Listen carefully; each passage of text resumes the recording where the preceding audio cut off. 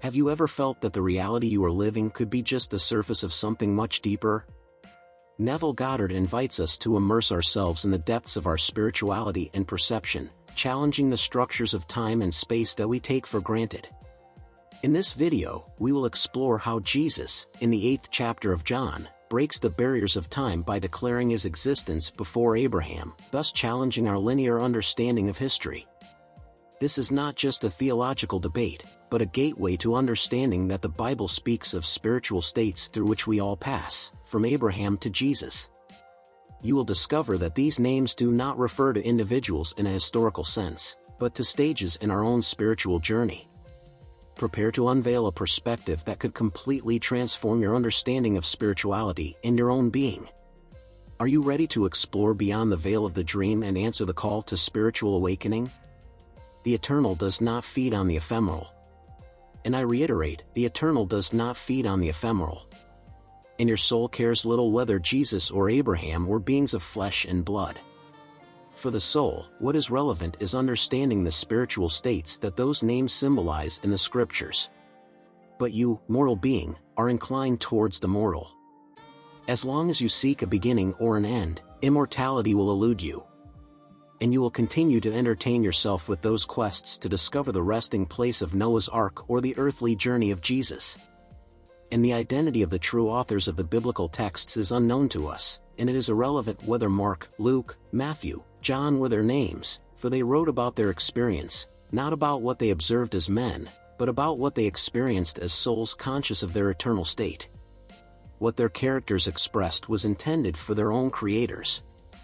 And the narratives resemble each other not because they are chronicles of real events, but because they illustrate eternal states that manifest day after day in my existence and in yours. And just as Jesus faced the threat of being stoned for affirming his existence prior to Abraham, today I could face the same. However, the stone I might receive for revealing the truth will not be literal, but rather moral criticism or insults. But the truth is immovable. And I think that if they prefer to continue in the dream, they can simply ignore my words. Before Abraham was, I am. And the Christ who uttered these words is the same one who expresses them through me on this day. It is an eternal consciousness that is always ready to awaken those who wish to be awakened. And as I have said and reiterate, for those who choose to remain in the dream, it is enough for them to disregard my call. And then dilemmas arise, such as the one presented in the book of Galatians, where Paul's 13 letters are compiled. These letters, written, distributed, and practiced as gospel, preceded the Gospels of Mark, Luke, Matthew, and John by at least 20 years. In them, Paul assumes this knowledge as his own, calling it my gospel, clarifying that he did not receive it from any man, but by divine revelation directly from Jesus, or from the elevated consciousness that was assigned the name of Jesus. Paul narrates that Abraham had two sons, one with a slave woman and the other with a free woman. The son of the slave woman was born in sin, and the other, in marriage. This is presented as an allegory to illustrate emotional states. Sarah represents the free woman, and Hagar, the slave woman. These two figures symbolize covenants that we all make at some point in our lives. My mother's name is not Hagar, and it is likely that yours is not either. However, any woman who begets a child within this Pauline symbolism is represented by Hagar. And the son of Hagar may be born in a palace, surrounded by opulence, and still feel like a slave, or the son of a slave. We are like the son of Hagar, our father is king, but by our birth in the flesh, we have been conditioned to a state of servitude. The New Testament traces the genealogy of Jesus, naming him the son of David and Abraham. If the story of Abraham is an allegory, then so is that of Christ, for the beginning and the end must be coherent. From the seed of a carrot must emerge. And if the progenitor of a fictional character is fictional, so will be his offspring. Without understanding this, countless portraits have been painted, representing these characters who, in reality, are allegories of psychological states that almost all of us face at some point in our lives. And when I affirm I am actually expressing we are, because we are fragments of God, and together we form a unified deity. God has fragmented himself into us, the one has diversified into the many that we are. And I agreed to come into this world, just as you did. and we forgot our true identity so that the game, the drama, would feel more real. We all must fight that noble battle. And when Jesus declares, through Paul, before Abraham was, I am, he is returning to the beginning of the game, where everything was individualized through me, through you, and through all of us. The eternal, by its very nature, transcends the ephemeral. In a world where the tangible and the immediate often capture our attention, we are invited to remember that our true essence is not found in what is transient, but in what is immutable. This recognition leads us to an inner quest, where we discover that the eternal feeds on itself, on the inextinguishable light of consciousness that resides within each of us. The spiritual states mentioned in the scriptures, represented by figures such as Jesus and Abraham, are archetypes of the stages of spiritual awakening and realization that every soul is destined to experience. These states are not mere stories of the past, but living manifestations of the soul's journey towards its recognition as part of the divine whole, as a spark of the infinite I Am.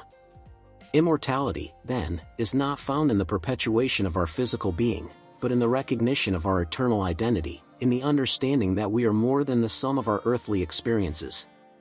It is a state of being that is reached when we cease to identify exclusively with the material and begin to live from the consciousness of our spiritual nature.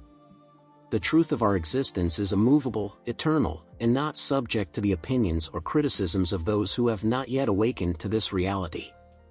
Accepting this truth requires courage and the willingness to face misunderstanding and rejection, but it also offers the freedom to live authentically, aligned with the highest purpose of our soul.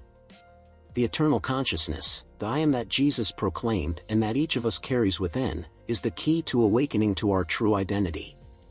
It is the recognition that we are not isolated beings, but individual expressions of a universal consciousness, fragments of God experiencing Himself in an infinite diversity of forms.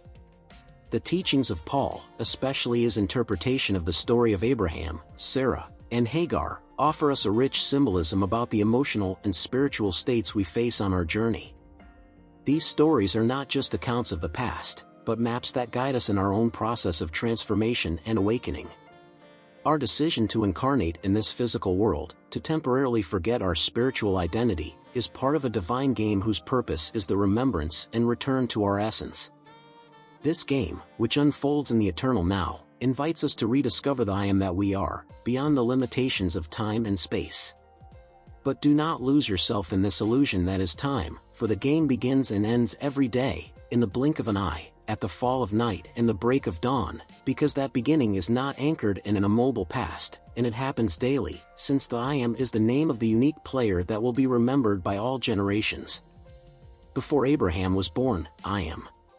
The recognition that the eternal transcends the ephemeral is a profound shift in perspective, one that challenges us to reorient our priorities and to seek the timeless truths that lie beneath the surface of our daily experiences.